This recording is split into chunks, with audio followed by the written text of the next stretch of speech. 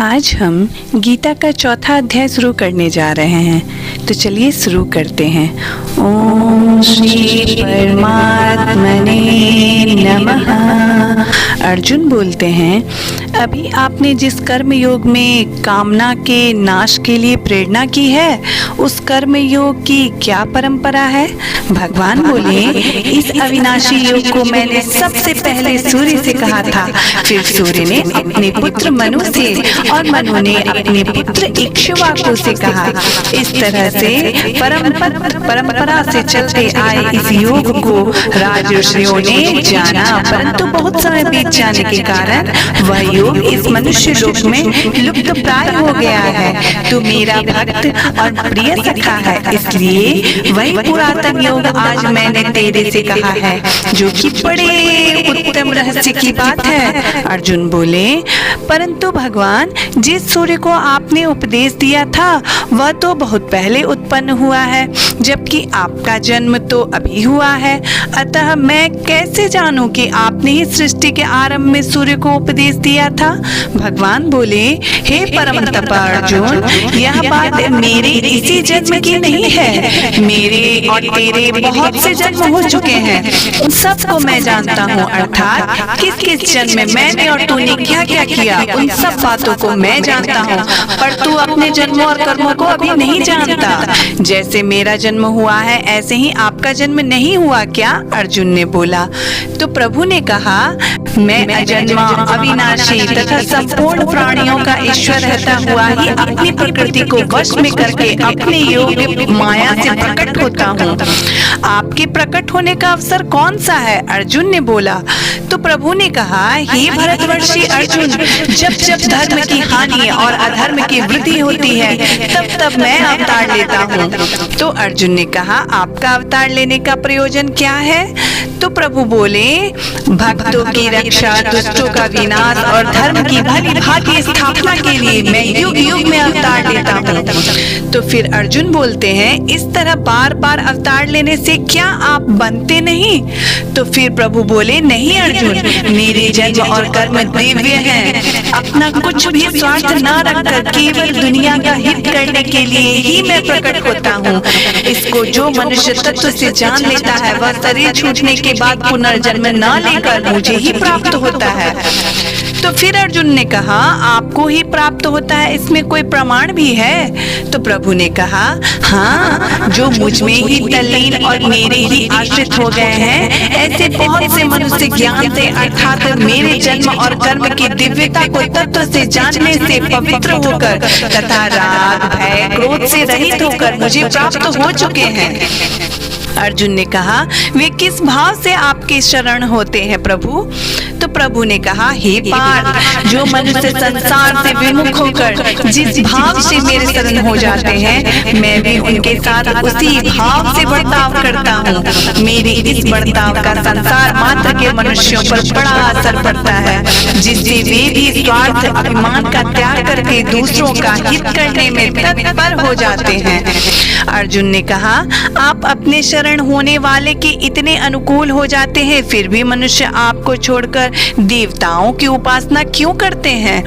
तो प्रभु ने कहा, उनके भीतर संसार का महत्व होने से वे कर्मजन्य सिद्ध को चाहते हैं, इसलिए वे मेरे को छोड़कर देवताओं की उपासना करते हैं, क्योंकि इससे मनुष्य लोक में कर्मजन्य सिद्धि शीघ्र होती है। तो फिर अर्जुन ने बोला, जैसे मनुष्य कर्मजन्य सिद्धि के उद्देश्य से देवताओं की उपासना करते हैं, अर्थात शुभ कर्म करते हैं, ऐसे ही आप भी किसी फल के उद्देश्य से किसी कार्य को करते होंगे। तो कृष्ण जी ने कहा, मैं जीवों के गुणों और कर्मों के अनुसार 4 वर्णों जो है ब्राह्मण, क्षत्रिय, वैश्य और शूद्र की रचना करता हूँ, परंतु मैं यह सृष्टि रचना आदि का कार्य कर्तव्य और फलेच्छा रहित होकर ही करता हूँ, इसलिए वे कर्म मेरे को बांधते नहीं। इतना ही नहीं, इस प्रकार मेरे को तत्व से जानने वाले भी कर्मों से कभी बनते नहीं हैं। तो अर्जुन ने कहा, इस प्रकार किसी ने कर्म किए भी हैं क्या?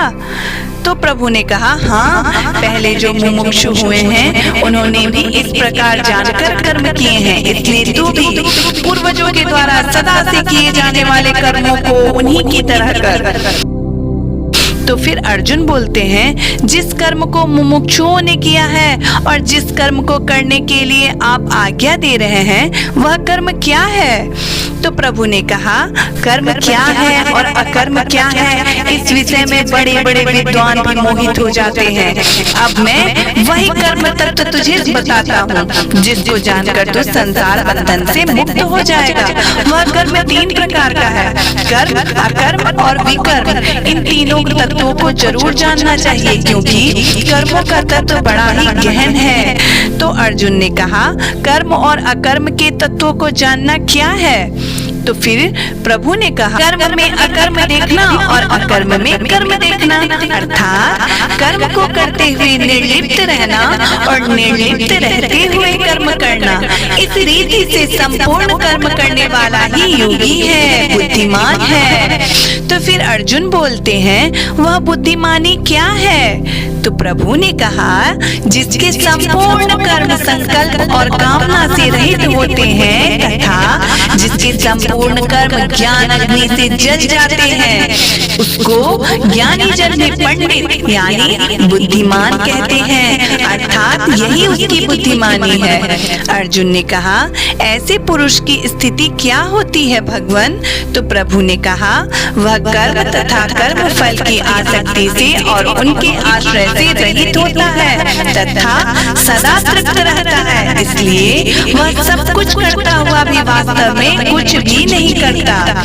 तो अर्जुन ने कहा, अगर कोई साधक निवृत्ति परायण हो तो प्रभु ने कहा, शरीर और अंतःकरण को वश में करने वाला, सब प्रकार के संग्रह का त्याग करने वाला और संसार की आशा से रहित साधक केवल शरीर संबंधी कर्म करता हुआ भी बनता नहीं। तो फिर अर्जुन बोलते हैं, अगर कोई साधक प्रवृत्ति परायण हो तो प्रभु ने कहा, वह भी जैसी परिस्थिति आती है उसी में संतुष्ट रहता है, ईर्ष्या और द्वंद्वों से रहित होता है तथा सिद्धि असिद्धि में भी सम रहता हुआ कर्म करके भी नहीं बनता। इतना ही नहीं, जो आसक्ति रहित और स्वाधीन है तथा जिसका निश्चय केवल परमात्मा को प्राप्त करने का ही है, ऐसे केवल यज्ञ के लिए कर्म करने वाले साधक के संपूर्ण कर्म अकर्म हो जाते हैं। तो फिर अर्जुन कहते हैं, वह यज्ञ कितने प्रकार का होता है भगवान? तो प्रभु ने बताया कि पहला, जिसमें संपूर्ण करण उपकरण सामग्री क्रिया कर्ता आदि ब्रह्म स्वरूप हो जाते हैं, वह ब्रह्म यज्ञ है। दूसरा, जिसमें संपूर्ण पदार्थ क्रिया और मेरे अर्पण हो जाते हैं, वह भगवान दर्पण स्वरूप यज्ञ है। तीसरा, जिसमें साधक अपने आप को ब्रह्म में एक कर देता है, वह अभिन्नता रूप यज्ञ है। चौथा, जिसमें साधक अपनी संपूर्ण इंद्रियों का संयम कर लेता है, उनको अपने अपने विषयों से हटा लेता है, वह संयम रूप यज्ञ है। पांचवा, जिसमें साधक राग द्वेष रहित इंद्रियों से विषयों का सेवन करता है, वह विषय हवन रूप यज्ञ है। छठा, प्राणों, इंद्रियों और मन की क्रियाओं को रोककर बुद्धि की जागृति रहते हुए निर्विकल्प हो जाना समाधि रूप यज्ञ है। सातवां, लोकोपकार के लिए अपना धन खर्च करना द्रव्य यज्ञ है। आठवां, अपने धर्म का पालन करने में जो कठिनाइयां आती है उसको प्रसन्नता पूर्वक सहना तपो यज्ञ है। नौवां, कार्य की सिद्धि और असिद्धि में तथा फल की प्राप्ति और अप्राप्ति में सम रहना योग यज्ञ है। 10वां, शास्त्रों का पठन पाठन तथा नाम जप आदि करना स्वाध्याय रूप ज्ञान यज्ञ है। 11वां, पूरक, कुंभक और रेचक पूर्वक प्राणायाम करना प्राणायाम रूप यज्ञ है। 12वां, नियमित आहार करते हुए प्राणों को अपने अपने स्थानों में ही रोक देना स्तंभ वृत्ति प्राणायाम रूप यज्ञ है।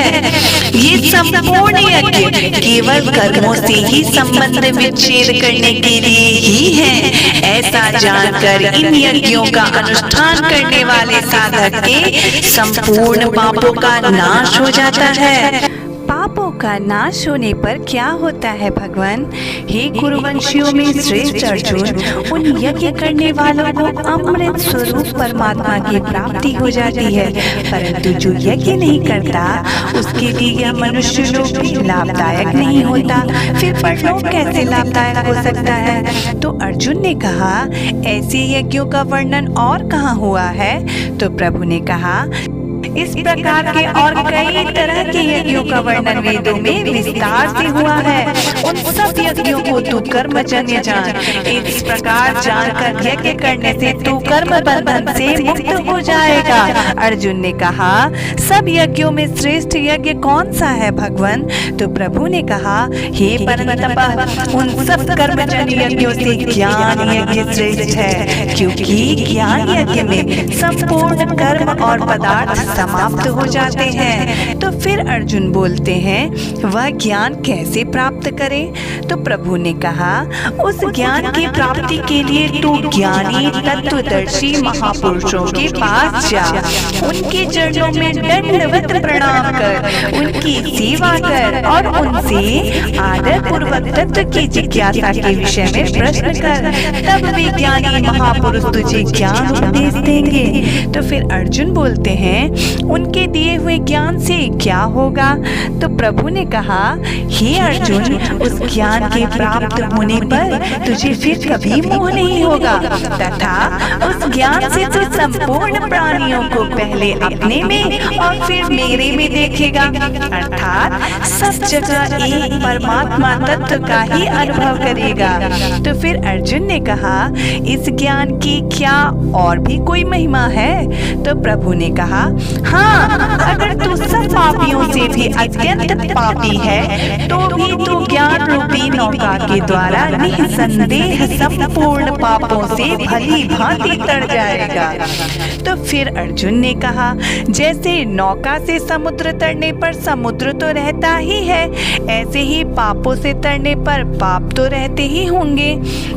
तो प्रभु ने कहा, नहीं अर्जुन, जैसे प्रज्वलित अग्नि लकड़ियों को सर्वथा भस्म कर देती है, ऐसे ही ज्ञान रूपी अग्नि संपूर्ण कर्मों पापों को भस्म कर देती है। अतः इस मनुष्य लोक में ज्ञान के समान कोई पवित्र नहीं है। उसी ज्ञान को कर्म योग के द्वारा सिद्ध हुआ मनुष्य अवश्य ही स्वयं अपने आप में पा लेता है। तो फिर अर्जुन ने कहा, जो ज्ञान कर्म योग से सिद्ध हुए मनुष्य को अपने आप प्राप्त हो जाता है, वह ज्ञान अन्य साधकों को किस प्रकार प्राप्त होता है? तो प्रभु ने कहा, इंद्रियों को वश में करने वाले साधक परायण और श्रद्धावान साधक को वह ज्ञान प्राप्त हो जाता है, और ज्ञान को प्राप्त होकर वह बहुत जल्दी परम शांति को प्राप्त हो जाता है। तो फिर अर्जुन बोलते हैं, इस ज्ञान की प्राप्ति में बाधा क्या है? तो प्रभु ने कहा, जो खुद तो जानता नहीं पर दूसरों पर श्रद्धा करता नहीं, दूसरों की बात मानता नहीं, तथा जिसके भीतर में संशय पड़ा रहता है, ऐसे मनुष्य का पतन हो जाता है। ऐसे संशय वाले मनुष्य के लिए ना यह लोक सुखदायी होता है और ना परलोक ही। तो फिर अर्जुन बोलते हैं, संशय के नष्ट होने पर क्या होता है? तो प्रभु ने कहा, हे धनंजय, जिसने समता के द्वारा संपूर्ण कर्मों से संबंध विच्छेद कर लिया है और ज्ञान कर्म तत्व के ज्ञान के द्वारा संपूर्ण संशयों का नाश कर दिया है, ऐसे स्वरूप परायण मनुष्य को कर्म नहीं बांधते। अतः हे भरतवंशी अर्जुन, तू हृदय में स्थित अज्ञान से उत्पन्न होने वाले संशय का ज्ञान रूपी तलवार से छेदन करके समता में स्थित हो जा और युद्ध के लिए खड़ा हो जा। हरे कृष्ण हरे कृष्ण हरे कृष्ण।